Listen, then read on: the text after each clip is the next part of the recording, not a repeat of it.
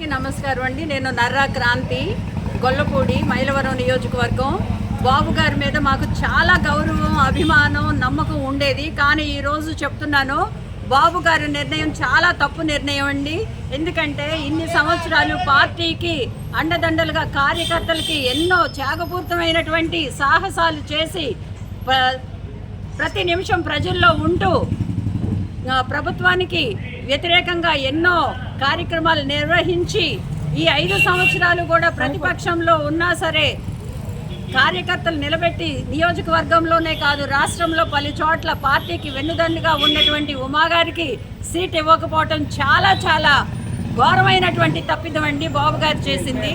మాకేం కర్మ పట్టింది అంటే ఓ వైసీపీ ఎమ్మెల్యేని తీసుకొచ్చి టీడీపీకి అభ్యర్థిగా నియోజకవర్గానికి నిలబెట్టమంటే మాకు టీడీపీలో ఇంతకన్నా మంచి అభ్యర్థులు లేరా? ఇది బాబు గారి ఫెయిల్యూర్ అని ఆయన ఒప్పుకుంటున్నారా? ఇది మాకు తెలియాలండి. ఇది చాలా అన్యాయం. మేమైతే ఊరుకోము. మేము వ్యతిరేకంగా చేయాల్సిన పరిస్థితి వస్తుంది. ఈ సీటు అయితే ఓడిపోవటం ఖాయం అండి.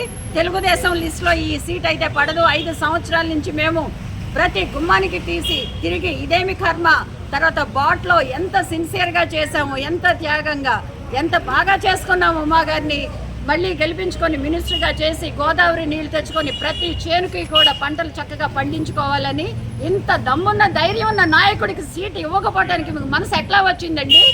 బాబు గారికి అసలు చాలా విజనరీ సీఎం అని నేను ఏ పోస్ట్లో పెట్టినా AP needs CBN visionary CM, that is CBN అని పెడతా. కానీ విజన్ ఏమైపోయిందండి బాబు గారు?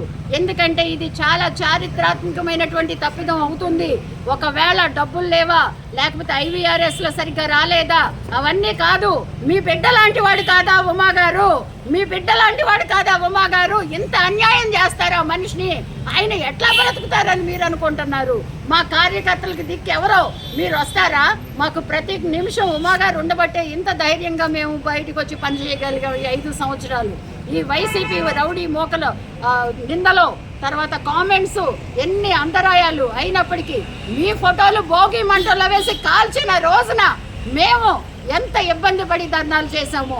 మీరు జైలుకి వెళ్ళిన రోజున ఎంత అన్ని రోజులు బయటకు వచ్చేదాకా ధర్నాలు చేసి ఎన్ని భయాలుకి ఇదైనా బెదిరించినా మేము చెల్లించకుండా మాకు బాబు గారే కావాలి రాష్ట్రానికని చేసినటువంటి మా నాయకుడిని, ఆయన దారిలో నడిచిన మమ్మల్ని చాలా అవమానించారండి.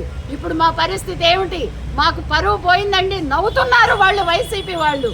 మా వాళ్ళే మీకు అభ్యర్థి అయ్యారు, మీ బాబు ఇంకా పని అయిపోయింది అంటున్నారు. లోకేష్ కూడా అయిపోయింది, ఏమీ లేదంటున్నారు. ఇంకా 2049 విజన్ మేము ఎట్లా నమ్ముతాం? మిమ్మల్ని ఎట్లా నమ్ముతాం? లోకేష్ని ఎట్లా నమ్ముతాం? మా కర్మ ఇదేనా? అందరూ కూడా అంటున్నారండి. ఇది తీవ్రంగా ఉంటుంది. మరలా పునరాలోచన చేసి ఉమా గారికి సీట్ ఇస్తే బాగుంటుందని నా ఆలోచన.